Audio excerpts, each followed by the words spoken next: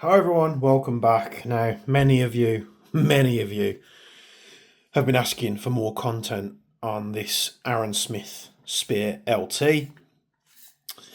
Very nice. The finish, I think it's got a nicer surface finish in terms of colour and mattness compared to the Toxicant. The Toxicant's a bit shiny. That being said, we did manage to get this out and do some range testing. Now, for this range testing, the clips and stuff that you're going to see, I was using up the last of the .4s that I had, so we were being conservative with the ammo just because, I was running out of it. So .4s, we actually went to a different location with a buddy of mine, a nice secluded location, and we managed to just have a bit more bit peace and quiet to ourselves rather than going to like a range where it can be a bit busy. I did literally the night before going, I just cut out some square or rectangular pieces of what do you call it? Not MDF. Piece of wood, fiberboard, plywood. I think it is plywood. Let's go with that. So cut out some pieces of plywood, rectangular pieces. Got some wooden dowel that I had. I was literally clutching at straws to try and do targets. So I made 4 targets, 20, 40, 60 and 80. And we didn't use a rangefinder, which can be questionable. We literally paced this out. So a buddy of mine, he has a really long measuring tape. So it wasn't like, using a rangefinder and sort of guesstimating where we put the thing in the ground. We measured out with a tape measure on the floor 20, 40, 60 and 80 meters. So these are accurate to the best of our ability, unless you're getting a micrometer out, which it's not going to happen.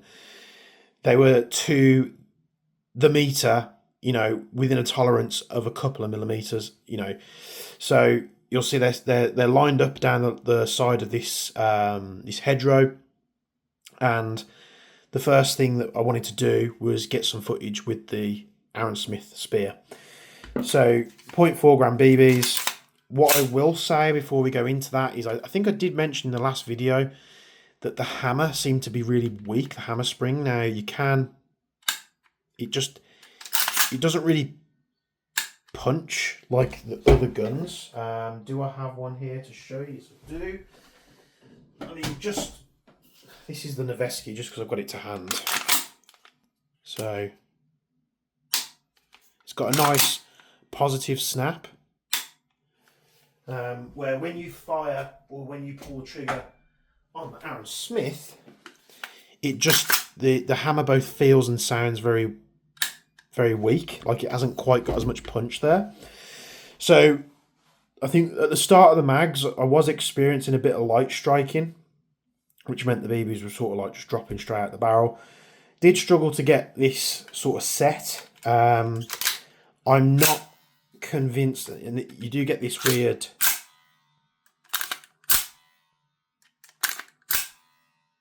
and that spring twang noise is actually coming from up here. So I did have a couple of issues setting it.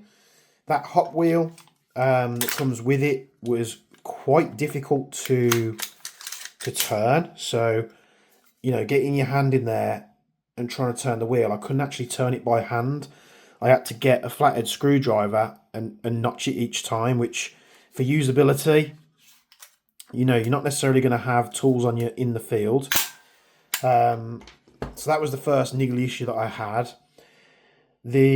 I've been made aware that there's 2 versions of this kit. So there's one that comes pre-built, and I think that comes pre-built from JK Army, and the other one comes in kit form. Now this was, as you saw it in the video, that's how it came to me, pretty much pre-built, ready to go. I slapped the pistol grip that comes with the Toxicant spear, just because it was a 6R grip, and this grip is actually pretty good. And then this is just the sliding stock off the MPX, just because it was only I wanted to compare the two. I didn't want to start taking parts off the Toxicant, and it fits pretty well. So I'll be talking over the range test as we go through it. and it kind of was everywhere. It was very hard to predict. So I think what this gun needs, and it is an expensive gun, you know, $1,000. It needs a different hop adjuster. It needs a different hop up and barrel and hop setup. And the reason I say that is because you can't just drop in like a Titan nub. It doesn't have the sort of the slots on the side. So I would go to a different hop up. There's a lot of play in the hop arm, so it kind of sits loose and it couldn't really apply all the pressure that we wanted. So I was struggling with the 0.4s, but we'll get to the footage. Hopefully it speaks for itself. I think the overall experience, I'll get to that when we come back on camera, but we'll get to the footage now. You can make your own conclusions. These are accurately measured, 20, 40, 60, 80. You know, we weren't hitting the 80. I think we did struggle to hit the 60 as well, but we'll get that footage up now and we'll be back on camera when we're finished. Okay, quick disclaimer out the way here. The footage that you're about to see is just the best usable footage we had from the day about this on this gun, and I think that'll probably speak volumes, but let's get straight to it. 20, 40, 60, 80, and let's see what this thing can do. Yeah, I didn't stick to the 20 metre target for long at all, because if it didn't hit 20, you know, we'd be on to a massive disappointing video, but I didn't stay long on the 20. Let's skip ahead to the 40.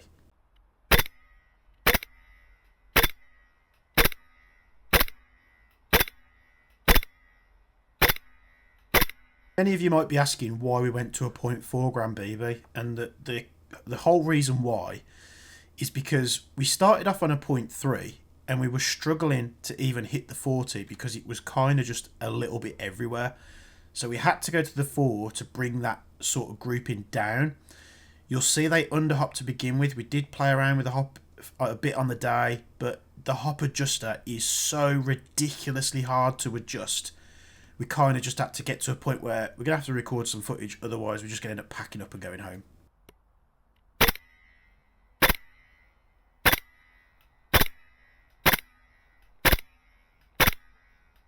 Pushing it back to 60 now, and this, you got to remember, this is accurate measured 60 meters. This isn't airsoft meters, this isn't made up meters, this isn't telling your mate down the pub that you hit the guy, you know, at your local airsoft field and it must have been at least 60 meters away. What I will say is, looking at this footage, I think I was about accurate with the footage that I got from Thurleston. So 60 meters, see what this thing can do. I'll do my best to edit it so you can see it, but let's see how this thing does.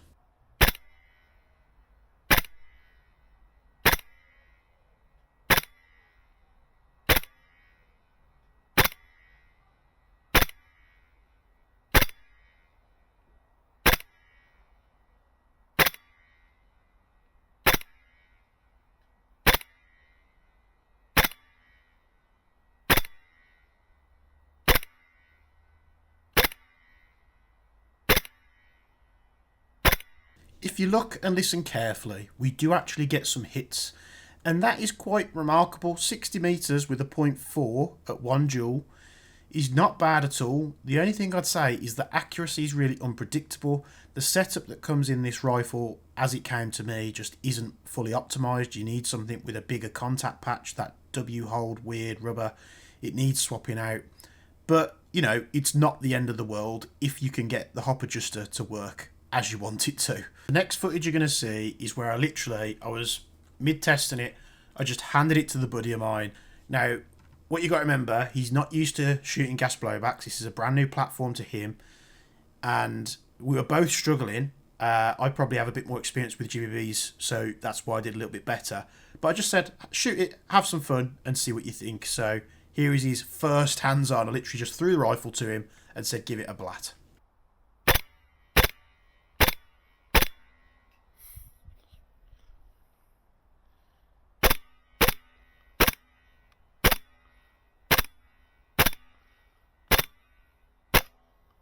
You'll see with how he shoots the trigger, he's used to shooting systemas, he's used to shooting TM recoils. That's what he predominantly has used. He's used a systema for many years, so he's very you can tell that when he brings up the rifle and he just starts firing, he's expecting that precision, which obviously he doesn't get. So he is fighting against a bit of a losing battle here with this rifle. Do it slower.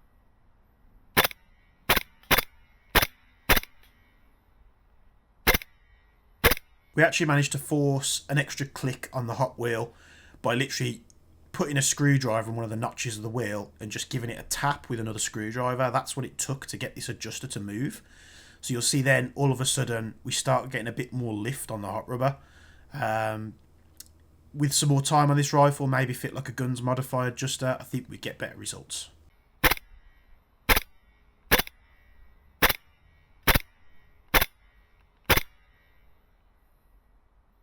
We are overholding a bit.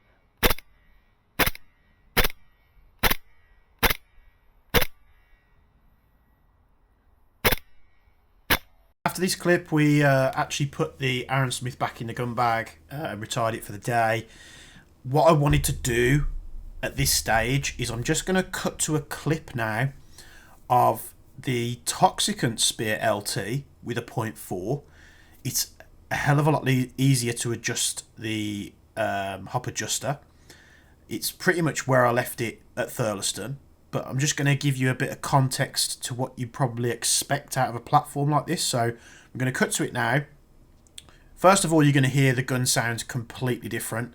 It's much punchier, it has a bit more poke to it. It's still running at 1 joule on a 0.4 gram BB at the same TM MWS mag, but let's cut to the footage and you'll see exactly what I mean.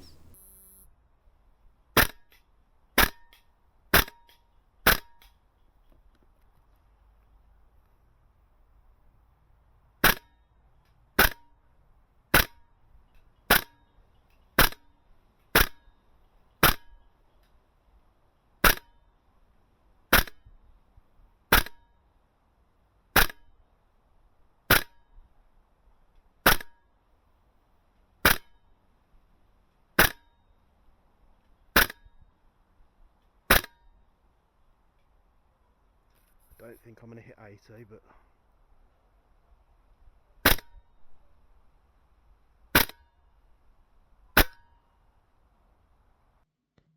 So this is from the weekend past, and I hope the footage, I mean, I'm going off memory now because I'm recording this before I've gone and edited it all, but I wasn't too impressed. The friend that I took with me, I'd hopefully got some clips of him shooting it. So he had hands-on with the Arron Smith spear, and he couldn't justify, he couldn't wrap his head around how something so expensive just didn't shoot very well. And he didn't like it at all. And then, you know, if I include the clips where he's shooting it, you know, he's sort of like darting all over the place compared to what I was. He's just he's very new to GBBRs. So just what the perspective I wanted to show you was just putting it in the hands of someone that doesn't shoot gas blowbacks and how it came across. And he was struggling to get, you know, the shots on target. And he really didn't like it at all for the amount of money that it costs. That being said, I did switch him over to the spear, the Toxicant spear, a little bit later on, and he really enjoyed shooting that. But that's neither here or there. So, yeah, I think external wise, it's the overall exterior finish is nice. I don't think this. You have to correct me if I'm wrong, but this is different to the Toxicant one. The Toxicant one has a sort of a more, you know, slimlined charging handle. I don't know which one's correct. I'm guessing this one isn't correct, but, you know, you guys that know more will have to correct me if I'm wrong. But the finish, the outside finish of the gun's very good. Now, there is a lot of play between the two receivers, which, you know, when you're spending $1,000, you know, the Toxicant, who's its only competitor, I think, to be honest, it doesn't come close. And the rear pin as well, it doesn't have the little notches on the pin. So usually you have like a little indents on the two sides of the pin. This doesn't have it. So this just sort of wobbles freely. So I think the pin would have to be replaced for one that has those notches. What's compatible, I don't know. Maybe a Marui one could be put in there. So yeah, I do like the fact. I mean, I like guns that have ambi bolt releases now, but this one, it's so in there that we did sort of struggle to push it on the day. Now you can, if you orientate your finger in the correct way, you can sort of get a purchase on it to drop it.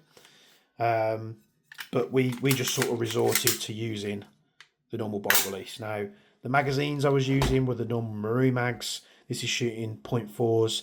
The gun's about a joule, which is nice. You don't have to mess with the power. It came out pretty much on point for what it needs to be.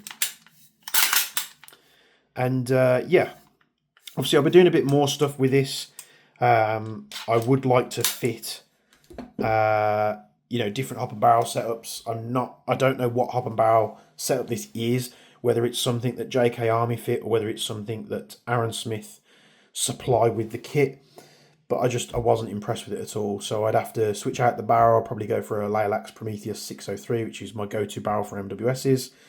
And I'd want to change the hop adjuster and the hop adjuster and the hop up unit itself. So I'll have to look online, see if I can find anything. Now I could just wait and fit my hop unit when it's released.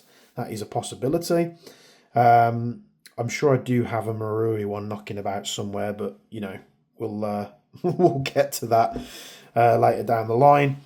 So I hope this has given you what you need with the performance review. Stay tuned because we did manage to get some fantastic results with the Toxicant Spear. Yes, it does have a bit of a different barrel and hop setup because you don't get a barrel with it. But I think the Toxicant actually does come in a little bit cheaper than these, even when you've put like all the bits inside. So yeah, I wish I had better things to tell you. I'm not just going to condemn it. You know, it's one of those things where I'm going to persevere with it. I obviously want to get it working to the point where I'm confident to take it out to a game. You know, let me know what else you want to know about this Arron Smith spear. I'm just being very tactful in what I say because I don't want to say, obviously, I don't want to come across and go, right, this kit isn't worth it, because I don't think it requires that much of a negative response. I think it just needs a little bit more time on the bench, just fine tuning, and hopefully we can get it to a point where I'd want to field it. But I think the hammer spring definitely needs a little bit more oomph to deal with the pressure in the mags. Different barrel and hop setup, and I think we'll be starting to get onto a winner. And yeah, I think I need to replace that rear pin with something because it was super annoying, super annoying. So thanks for tuning in. Like, comment, subscribe, all that good stuff if you've enjoyed the video. There's a bunch of links in the description, make sure to check them out. And as always, from me and a very dirty bench, which many of you like to point out now, don't worry, I'm working on something. We'll see you in the next video.